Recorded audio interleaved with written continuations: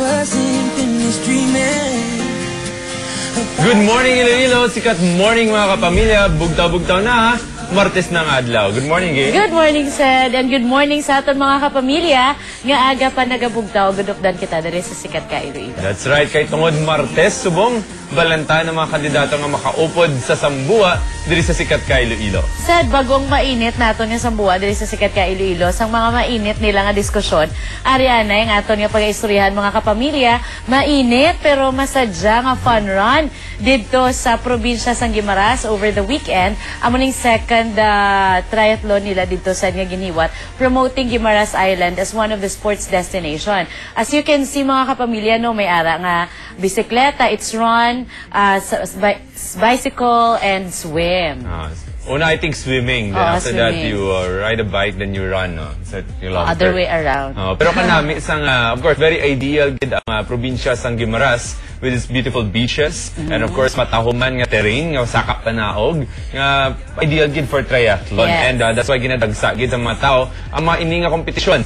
Hindi lang mga ordinaryo, we have, I think, we have stars that are joining the triathlon. So congratulations sa mga taga-Guimaras. Ara, one of our Kapamilya stars, Mr. Joem Bascon, ang nag-intraman sa ining nga kompetisyon. Lalaking lalaki, habang niya gani. At least ko no, natapos niya ang iyang run. So, gapasalamat din kami sa aton mga kapamilya dahil sa Guimaras, no? Sa ila mainit nga pag-abi-abi kay Joem Bascon, kag sa bilog nga Team Kapamilya Family. And mga kapamilya, aside from the fun run, nangin masako, gid ang kapamilyang estasyon, tungod sa Kapamilya Caravan, gindugukan gid sa aton mga kapamilyang Ilonggos. Featuring, of course, ang atong mga guest artists. As you can see on screen, Jake Cuenca. Tapos kaupod man naton si Neil Coleta, Joem Bascon, and Shaina Magdayaw. Apat na gid sila kabilog on stage. And nakitaan mo sa, no, damo-damo, gidya sang tawo, yung nagkadto, kag nagsinadya kaupod sa aton dito sa Kapamilya Caravan. We'd like to thank all our kapamilya from Guimaras, kag ang mga naghalin pa sa ibang nga lugar nga nakiupod sa aton Kapamilya Caravan. I hope nag-enjoy ka mo. And of course, amon man na pagpasalamat ni makaabot ang aton mga kapamilya stars, at least to visit man ang mga taga-suporta gid nila diri sa aton nga lugar. Muna sad ang aton nga way of gratitude man sa ila nga pagsuporta sa mga programa sa Kapamilyang Estasyon. So, keep on supporting ABS-CBN mga kapamilya. Agud nga magabalik pagyud sa liwat next year ang Kapamilya Caravan. Kadamo sa mga tao, ano? Pagwagan ni Jake, nahatag ng jacket niya. Si Joem Bascon, ginhatag na ang shades niya. So, ano ang ginhatag mo yan? Ang ako niya pagpalangga. So, salamat sa mga taga-Guimaras. And of course, hindi pa tapos. Bilog pa nga simana ang Manggaan Festival, balantayan ng mga mayor ng mga events. Ilabinagid sa upcoming mutya ng Guimaras. Yes, so muna ginang excited ikaw. Hindi ka magkaman, di ba? Mga pre-pageant events. Later, na talent night. That's right. Pamangkot subong na akong kay Gil. Ano nga itong Sikat Trivia? Ari na sa natin niya, Sikat Trivia.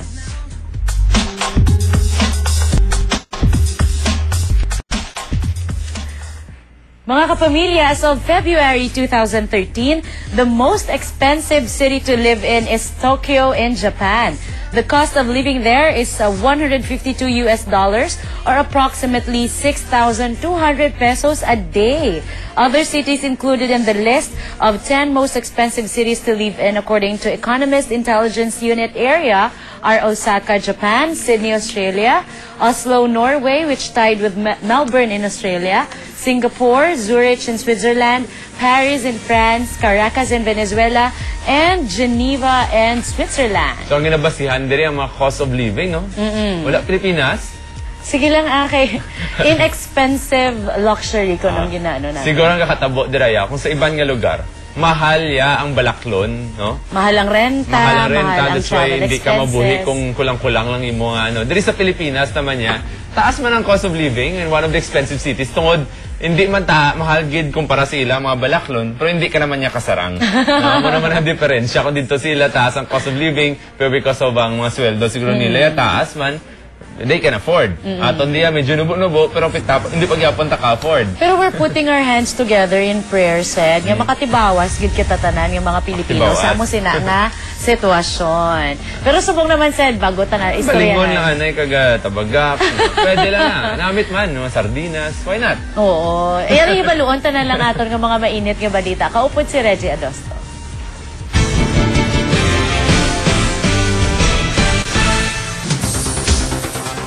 Subong nga Martes sa sikat patrol. Penalidad na gaulat sa mga wala makafile sing ilang income tax return sa deadline. St. Paul's Hospital nagpanindugan nga wala sang kailabtanan sa pagpalagyo sang mayoralty candidate nga wanted sa kaso nga murder. Kag naval ship sang Philippine Navy nagdungka sa Iloilo.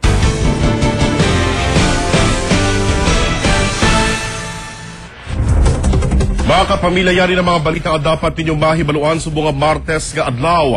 Pag-file sa income tax return sa BIR ang nagtakop na kahapon nga adlaw. Yari report. Nagtutok ang talatapan sang Bureau of Internal Revenue kon BIR sa uli nga adlaw sang pag-file sang income tax returns kon ITRs kahapon nga adlaw. Kutob lang abi alas 5 ang pagbaton sang BIR sang transaksyon. Gani ang pila nga ginakabig last minute magulag ang nagdali-dali agud hindi matakpan sa oras. Magluwas sa talatapan sang BIR nagbaton man kag nag-extend kutob alas 5 kahapon sa hapon ang mga bangko sa ilang mga kliyente nga luyag pag-file. Handom sang ahensya nga malambot ang ila target nga buwis nga makolekta. Ang target damon is 560 million and compared sa last year nga collection is only 400 million.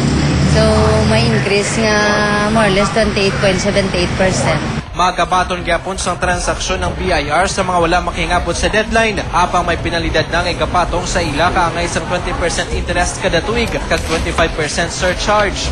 They have the 3 months and 15 days to file sang ilang income tax return for 2012. And jet na late pa sila. Nagapati ang BIR na pinagis sa mga penalidad. Maintindihan sa mga taxpayers ang ilang responsibilidad sa pagbayad sang buwis. Kenneth Ladiguhon, ABS-CBN News. Sa ibang pangabalita, Iloilo St. Paul's Hospital nagapanindugan sa karon nga wala sang kinabtanan ng ospital sa pagpalagyo ni Labaw nga mayara sang warrant of arrest. Yaring report.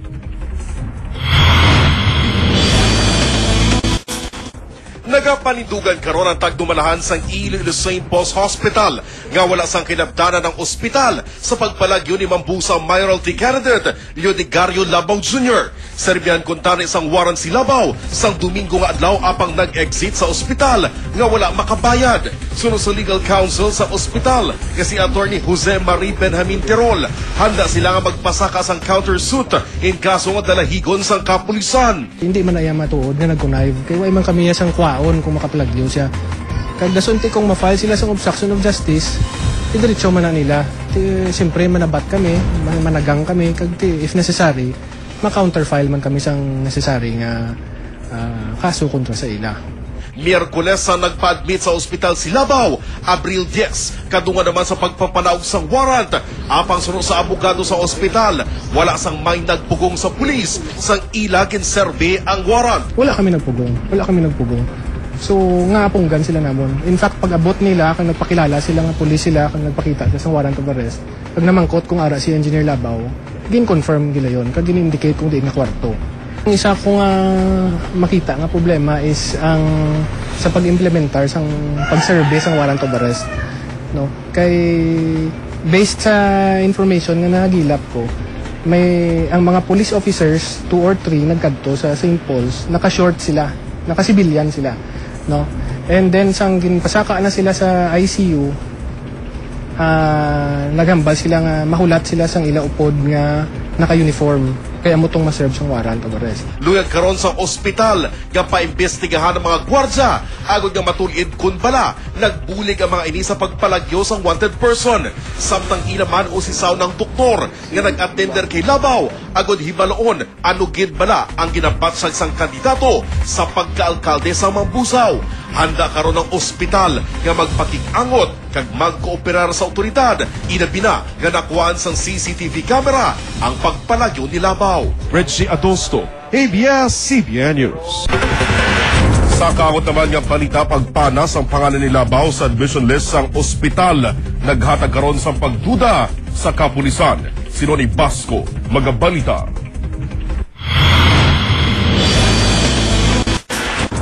April 10 pa pasado alas 3 sang hapon sang ginsulod sa Iloilo St. Paul's Hospital si Engineer Leo Digario Labao Jr. Bangod sa pagpalanakit sang iya dughan. April 11 sang kagahon, gin-admit si Labao sa Medical Intensive Care Unit sang ospital.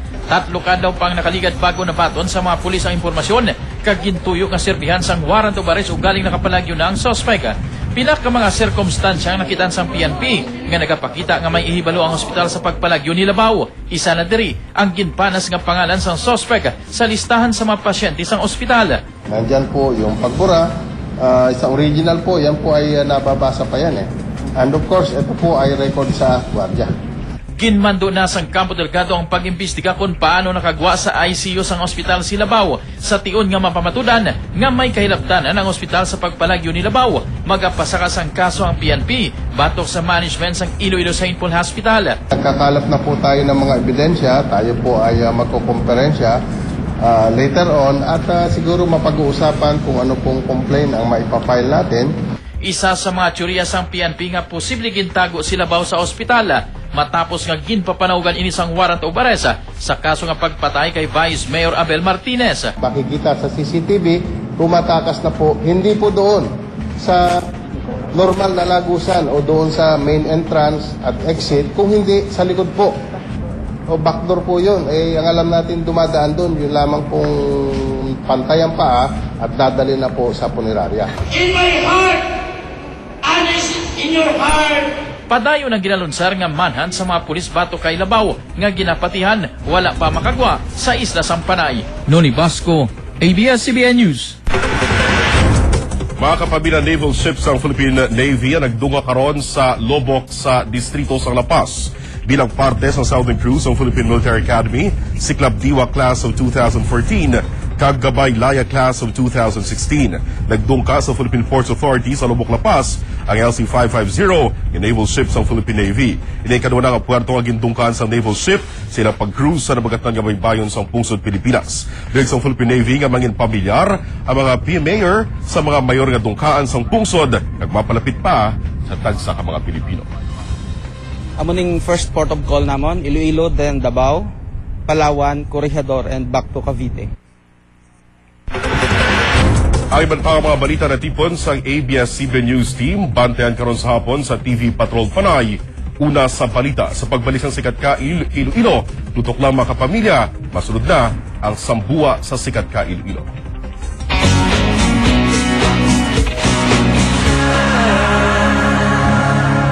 Anong ara sa aton ng...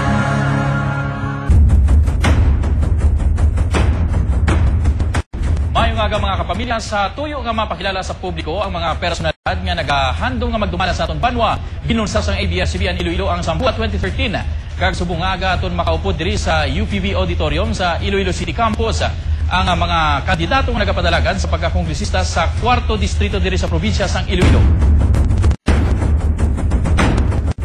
Mel Tupa Singer, isa ka abogado, anay assemblyman kag alkalde sang Barotac Viejo, Iloilo. Pinakauna nga presidente sang Municipal Mayors League of Iloilo, nanging kongresista sang 5th distrito kag anay gobernador sang probinsya sang Iloilo. Kag kita man ang pag-aopdan sa aton sining ang mga panelista nagikan sa aton partner PPCRV nga ginatiglawas ni Monsignor Militon Oso. Kag ato man makaupod ang tiglawas sang Civil Society Group si Mr. Chris Montaño. Kag subong man ang sektor sa kabataan Mr. Rijan Hilamocho. Gentlemen, mayong aga. Kag this time makabig naton nga one-cornered fight kita subong aga because nga nagaisahan nun nga aton sining bisita sa aton sining programa ang anay gobernador kabong nagapadalagan sa pagkakongresista sa 4th distrito. Although ginhatagan naton sang tsansa kag imbitasyon ang iya sining kasumpong nga si board member Junjun Biron nga mag-appear subong aga but sad to say nga wala siya nakaabot. But this time liwat ko nga ginapakilala anay governor kag subong nagapadalagan sa pagka-congressman sa 4th district Neil Tupas Sr. Mayong aga. Mayong aga. Kag una siguro nga pamangkot kay total kita naman lang diri nga duha mga istoryahan siguro anay governor Tupas, ano bala ang rason sa taga 4th district na ikaw ang patbutuhon kag hindi ang imong sining kasumpong? O timayo ginang ako mangkot. Nagalagaw ako sa kabayuhanan sa mga sityos sa 4th distrito. Ang ira lang siling sa akon, maayo gid kay nagdalagan ka nga congressman.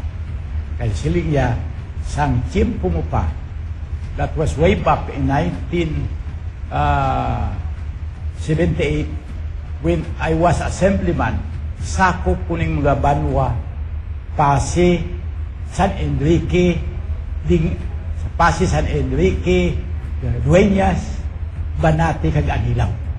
So Siligya sa akong mayugin.